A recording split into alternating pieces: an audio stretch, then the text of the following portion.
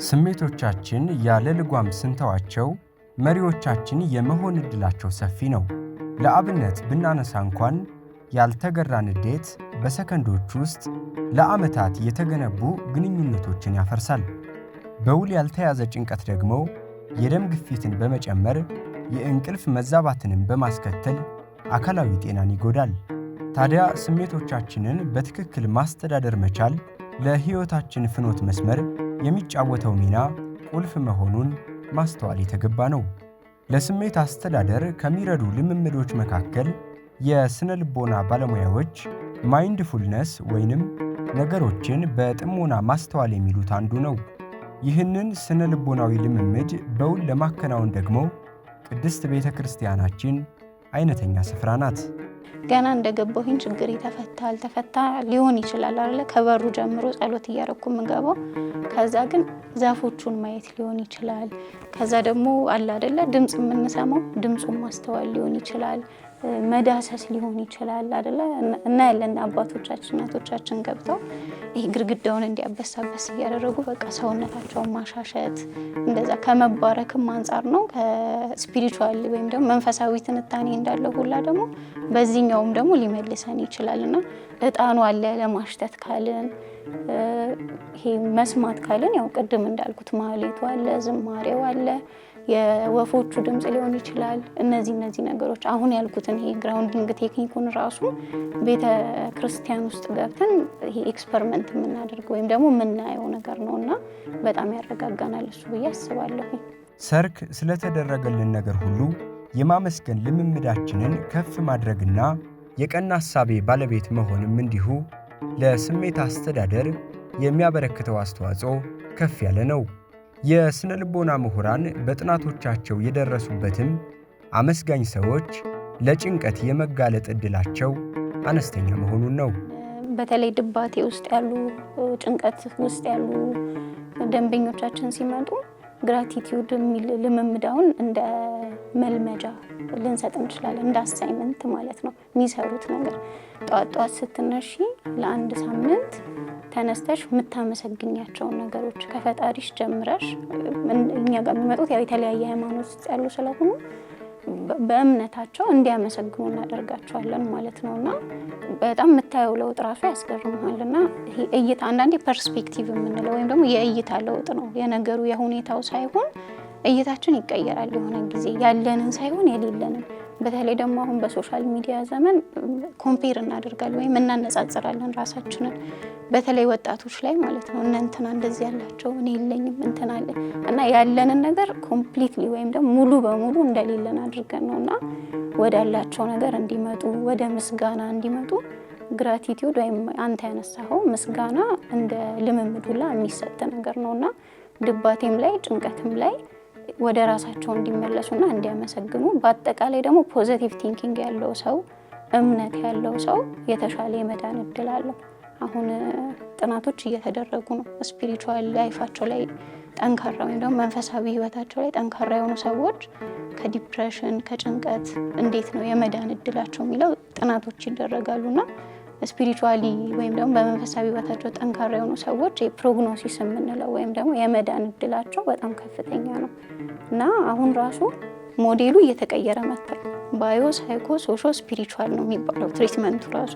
ባዮሎጂካሊ ደህና መሆን አለብህ፣ ሳይኮሎጂካሊ ደህና መሆን አለብህ፣ ሶሻሊ ከሰዎች ጋር ያለ ሪሌሽንሺፕ፣ እንደገና ደግሞ ስፒሪቹዋል የሚለው አሁን ተጨምሮበታልና አይደለም እኛ ጋር በውጭዎቹ ራሱ ፕራክቲስ ወይም ደግሞ ልምምድ ላይ ያለ ነገር ነው ማለት ነው። መቼም በህይወት ውስጥ ሰርክ የምናደርገው ክንውን ከዋለ ካደረ የእኛነታችን መለያ መሆኑ የማይቀር ነው። ታዲያ የስሜት አስተዳደራችንም እንዲሻሻል ዘወትር እንድናከናውናቸው የሚመከሩ ልምምዶች አሉ። የመጀመሪያው ማይንድፉልነስ ያልነውን ነገር መለማመድ ነው። እሱም መለማመድ የምንችለው እንዴት ነው? አሁን ለገና ጀማሪ ለሆነ ሰው እኔ ሪኮመንድ ማደርገው አፕሊኬሽኖች አሉ። አሁን ላይ ኖቲፊኬሽን የሚልኩልን ለምሳሌ ዲፕ ብሪዚንግ ብሎ የሆነ ኖቲፊኬሽን ይገባልሃል ተንፋሽ እንድትወስድ ማለት ነውና በቀን ውስጥ የሆነ ሰዓት ላይ ረስተናል። በቃ የሆነ ልባችን ተንጠልጥሏል ወይ ስለ ወደፊቱ እያሰብን ነው ወይ ስለ ወደ ኋላ ሄደናል ምናምን። ልክ እሱ ሲገባ ትንፋሽ ትወስድና አሁን ወዳለው ሞመንት መመለስ ማለት ነውና ቅድም ያልኩት ይሄ 5 ነገር ማየት፣ ማስተዋል፣ መንካት፣ እቃ እያጠብን ከሆነ ለምሳሌ በቃ እቃው ላይ መመሰጥ፣ እያጠናን ከሆነ ጥናቱ ላይ ለመመሰጥ መሞከር፣ መንካት፣ ያለንበትን ማስተዋል፣ እሱም በተደጋጋሚ ማድረግ አስተውሎታችንን ይጨምርልናል ማለት ነው። ሌላኛው ነገር ደግሞ ይህንን ራሱ እንዲህ አይነት ፕሮግራሞችን ማየት ማለት የስሜት መረበሽን ለመከላከል ስለ ስሜት መጀመሪያ ማወቅ ያስፈልጋል። የኔ ስሜት ምን ላይ ነው ያለው? ስሜቴን እንዴት ማስተካከል እችላለሁ? እውቀቱ በራሱ በጣም ብዙ ነገር ያስተዳድራልና ለተሻለ ነገር ያበቃናል። ስለዚህ ማወቅ የመጀመሪያው ነገር።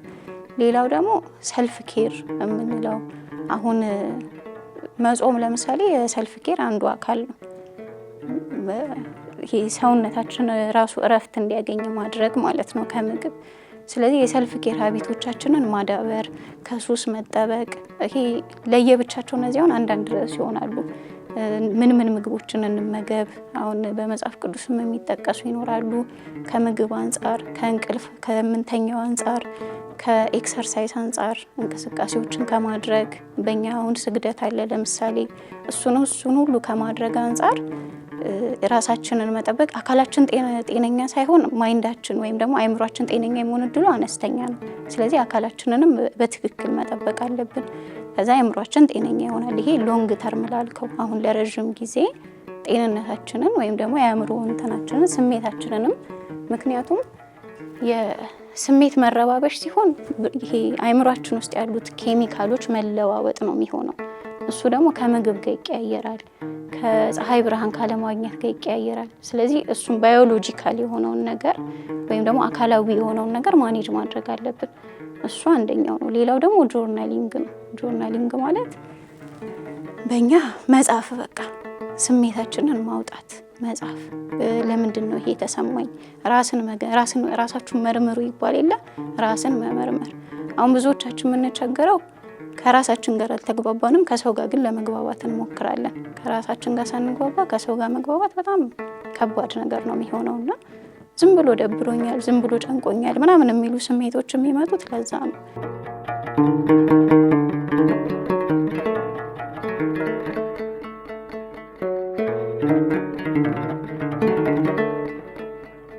ከዛ ደግሞ ብዙ በጻፍን ቁጥር ይሄ ፓተርን ወይም ደግሞ ድግግሞሹን እናየዋለን።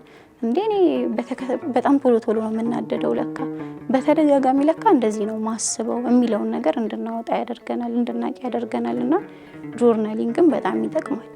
ሌላው እኔም ደንበኞቼ ላይ በጣም ማየው ከሪያሊቲ ጋር አለመስማማት፣ እውነታን አለመቀበል።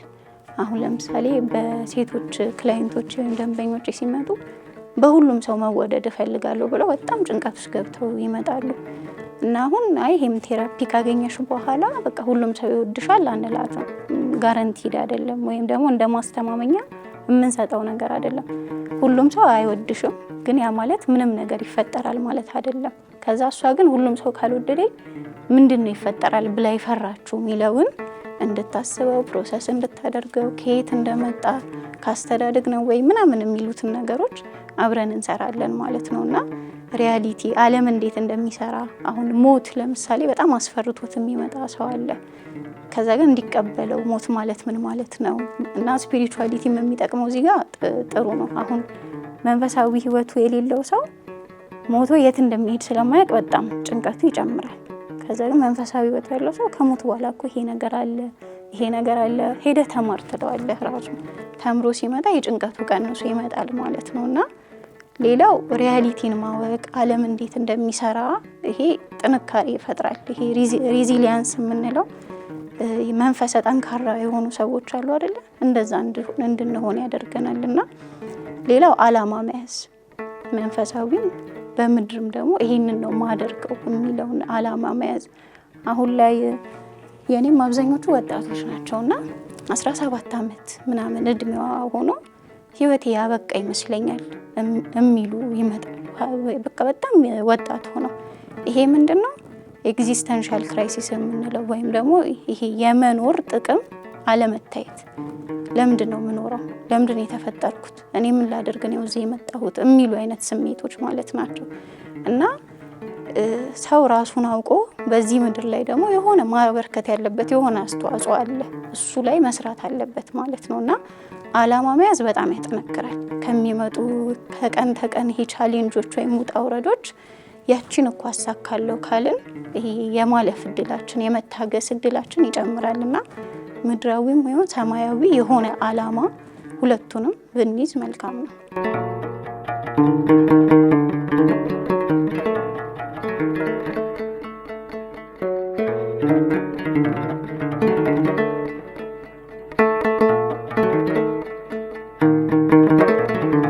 የስሜት አስተዳደር ክህሎታችን በልምምድ ከፍ እንዲል ከግለሰባዊ ጥረቶች ባለፈ በዙሪያችን ያሉ ወዳጆቻችን፣ ቤተሰቦቻችን እንዲሁም የሥራ ባልደረቦቻችን የሚኖራቸው ሚና ቀላል የሚባል አይደለም። ከዚህ ባሻገር ልምምዳችንን ለማዳበር የምናገኛቸው የምክር አገልግሎቶችም ለስሜት አስተዳደር ክህሎታችን የራሳቸው አዎንታዊ አስተዋጽኦ አላቸው። 5 ያለህን ጓደኛ ንገረኝና ያንተ ማንነት እነግርሃለሁም ይባላል አይደል? እና በጣም ወሳኝነት ነገር አለው። ጠንካራ የሆኑ ሰዎች አጠገባችን ካሉ እኛም የመጠንከር እድላችን፣ መንፈሳዊ የሆኑ ሰዎች ካሉ መንፈሳዊ የመሆናችን፣ በዛው ልክ ተቃራኒው ከሆነ ተቃራኒ የመሆን እድላችን ከፍተኛ ነውና ኢንቫይሮንመንት የምንለው ወይም አካባቢያችን በጣም እኛን አፌክት ያደርገናልና ሶሻል ሰርክላችን ላይ መጠንቀቅና እሱን ደግሞ ቢውልድ ማድ ወይም ደግሞ በጤነኛ መልኩ መገንባትም ያስፈልጋል ማለት ነውና አሁን ላይ ይሄ ሶሻል ሚዲያው የሚጠቅመውን ያክል ደግሞ በጣም የሚያስቸግረውም ነገር አለ። ምክንያቱም የሚመክርህ ብዙ ነው እዛ ላይና እውነትም ይመስልሃል። አሁን ለምሳሌ የጨነቀኝ ሰው ሆኜ ልክ ሶሻል ሚዲያ ላይ ስገባ አይዞሽ ካሉኝ በቃ እነዛን ሰዎች ነው መከተል የምጀምረው። ባክግራውንዳቸውን ላላጣራ እችላለሁኝ። ከኔ ሌላ የሚያተርፉብኝ ነገር ካለ ወይም ሊጎዱኝም ከሆነ አላውቅም፣ ያቺን አይዞሽ ይዤ ግን እኔ እስከ መጨረሻው ድረስ ሊሄድ እችላለሁኝ ማለት ነውና ክሬዲቢሊቲ የሚባለው ነገር ወይም ደግሞ ተአማኒነቱን ማረጋገጥ ያስፈልጋል። እዚህኛው ነገር ላይ ይሄ ተቋም ሲሆን ደስ ይላል። አሁን ቴራፒ ለማግኘት ከሆነ ብዙ የስነ ልቦና ማዕከላት አሉ። በትክክል ላይሰንስ ተሰጥቷቸው ፕራክቲስ የሚያደርጉ ካውንስለሮች አሉ ማለት ነው። እንደዚህ አይነት ቦታዎችን መምረጥ አለብን ማለት ነው። ወደ ንስሐ አባትም ስንመጣ ደግሞ በሚታወቅ በቤተ ክርስቲያን አጸድ ስር መሆን አለበት እንጂ ታክሲ ላይ ተዋውቀን ስለለበሱ ብቻ አባት ናቸው ብለን አምነን ሌላ ነገር ብንሆን በኋላ ቤተ ክርስቲያንንም ማማረር ነው፣ መንፈሳዊ ህይወታችንም ላይ ከዛ በኋላ እኛም ሞተን ሰው የሚያስወጣ ሰው ነው የምንሆነው። አይ እነሱ ነገር የምንል ሰዎች ነው የምንሆነውና ተቋም ቤዝድ የሆነ እንቅስቃሴ ቢኖረን ጥሩ ነው፣ ራሳችንን ለመጠበቅ ስንል ማለት ነውና ቴራፒም የስነ ልቦና ባለሙያም ሆነ መንፈሳዊ ነገሮች ላይ ስንሄድ የሚታመኑ ተቋማትን ብንጠቀም ጥሩ ነው ብዬ አስባለሁ ከግለሰቦች ይልቅ።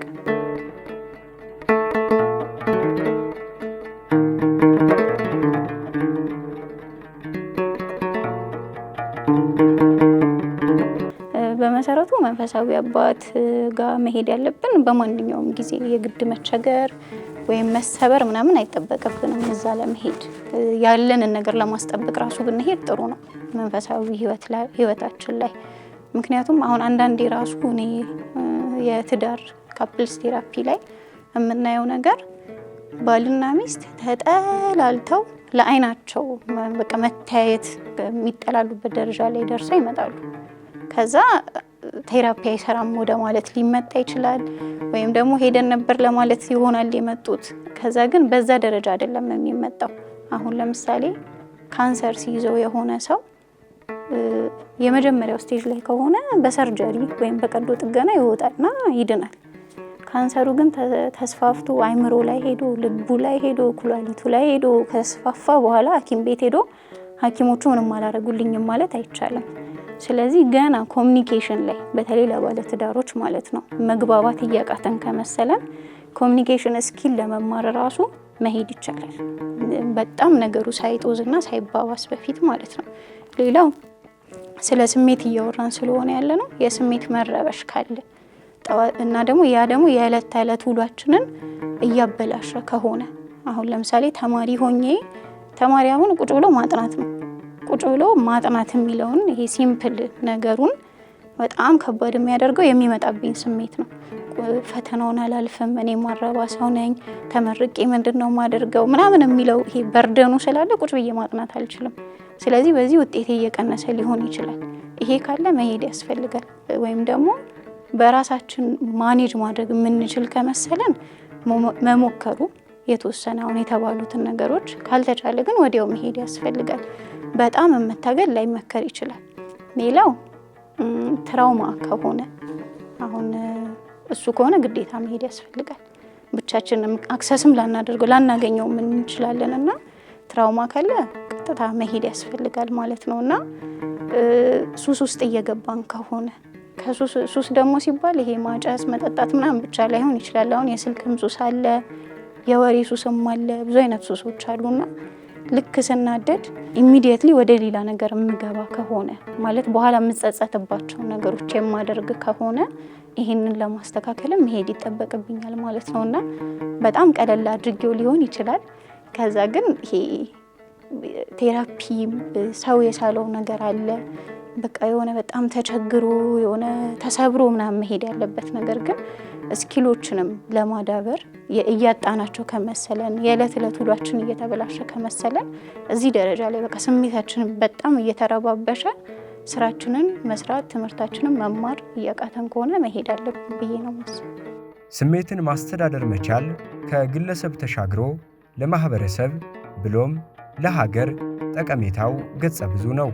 ስሜታቸውን በውል የሚያስተዳድሩ ግለሰቦች የሚኖሩባት ሀገር በሰላማዊ ግንኙነታቸው የሚታወቁ ማህበረሰቦች ባለቤት መሆኑ አይቀሬ ነው። በመጀመሪያ ስሜትን ማኔጅ ማድረግ ጤናን መጠበቅ ነው። አሁን ሰው ራሱን ሲያመው ወዲያው መድኃኒት ይወስዳል አይደል? መድኃኒት ወስዶ ካልተሻለው ራሱ ሐኪም ቤት ይሄዳል። ሕክምና ላይ የምናጠፋውን ገንዘብ እናውቀዋለን። መኪና ተሽጦ አይደለ? ቤት ተሽጦ አንድ ሰው ከታመመ በቃ ፋይናንስህን ሁላ አቃውሰ ጤናን ለመጠበቅ ምንም ነገር ይደረጋል። ስሜትን መጠበቅ ጤናን መጠበቅ ነው የመጀመሪያው ነገር ማለት ነው። እና በግለሰብ ደረጃ ጤነኛ የሆነ ሰው ይኖራል። ስሜቱን በትክክል የሚያስተዳድር ነው ማለት ጥሩ መሪ ይሆናል። ጥሩ መሪ ብቻ ሳይሆን ደግሞ ጥሩ ተመሪም አንዳንዴ መሆን ያስፈልጋል። አንዳንዴ ከመሪ ነው ችግሩ፣ አንዳንዴ ከተመሪ ነው ችግሩ። ስለዚህ ስሜቱን ማኔጅ የሚያደርግ ሰው አሁን ጥሩ መሪ አግኝተን እኮ ይሄ ቅናት አስቸግሩን የሆነ በቃ የሆነ ነገር ብለን ጎትተን የምናወርድ የምንጥል ሰዎች እኮ አለን። ጥሩ ሰዎችን ተስፋ የምናስቆርጥ ሰዎች አለን።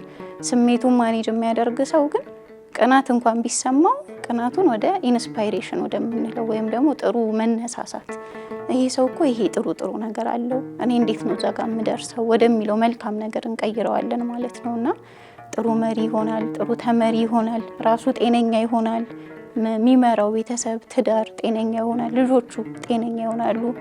በተለይ በዚህ አጋጣሚ በጣም ቅር የሚለኝ ነገር አብዛኛው ወላጅ ስሜት ማኔጅመንትን ያው እውቀቱ የለምና ልጆቻችንን የምናሰቃይበት መጠን ማለት እንወዳቸዋለን እያልናቸው ግን የሚመጣው ትራውም አብዛኛው አሁን ቴራፒ ሰው መጥቶ ቤተሰቦቼ ይወዱኝ ነበረ በጣም ደስተኛ ሆኜ ነው ያደግኩት የሚል ሰው የለም። በቃ እናቴ እንዲያደርጋኛለች አባቴ ነው ያለ ካለማወቅ ነው አሁን ይሄና እሱ ሁሌ በጣም የሚያሳዝነኝ ነገር ነውና ሰው በቃ ይሄ ልጅ የሚያሳድግ ከሆነ በተለይ ስሜት ማኔጅመንት ግዴታ ሊኖረው ይገባል። አባት ተናዶ መጥቶ ሚስቱ ላይ ሚስት ደግሞ ወደሱ መመለስ ካልቻለች ልጆች ላይ የተወጡ ነገር መቀጠል የለበትም እና በግለሰብ ደረጃ እንደዚህ ነው ማለት ነው። እንደ ማህበረሰብ ደግሞ እንደ ውይይቶቻችን ጤነኛ ይሆናሉ ማለት አሁን ጣት መጠቋቆም ነው። እንግዲህ ቲክቶክ የምታየው ከሆነ ኮመንቶቹን ታያቸዋለህ። በጣም የሚያሳቅቁ የሚያስፈሩ ምንድን ወዴት እየሄድን ነው የሚያስብሉ አይነቶች ናቸውና እንደ ማህበረሰብም ጤነኛ የሆኑ ምልከታዎች ፖዚቲቭ ነገሮች ይበዛሉ እና ያው ግለሰብ ጤነኛ ሲሆን ሀገር ጤነኛ ይሆናል፣ ሁሉም ነገር መልካም ይሆናልና እኔም ያው ግለሰብ ላይ በጣም መስራት ላይ አምናለሁኝ። እንዳጠቃላይ ይሄ ድምር ውጤቱ እንዲያምር ይሄ ነገር አስፈላጊ ነው ብዬ አስባለሁኝና ስሜት ሁሉንም ነገር ይነካል። አሁን ሰው ትዳሩን ትቶ ዝሙት ቢሄድ ስሜት ነው፣ ሱስ ውስጥ ቢገባ ስሜት ነው፣ መማር ቢያቀተው ስሜት ነው፣ ስራ ባይሰራ ስሜት ነው፣ ሰው ቢጎዳ ስሜት ነው፣ ሁሉም ነገር ስሜት ነውና እንደውም እንደሚቆጣጠረን ያክል ትኩረት አለመስጠታችን በጣም ነው ይጎዳን ብዬ አስባለሁኝና በቃ ትልቅ ኢለመንት ነው። በቃ ይሄ ሰው ሲኖር ስለ ስሜቱ ማወቅ ግዴታ ነው።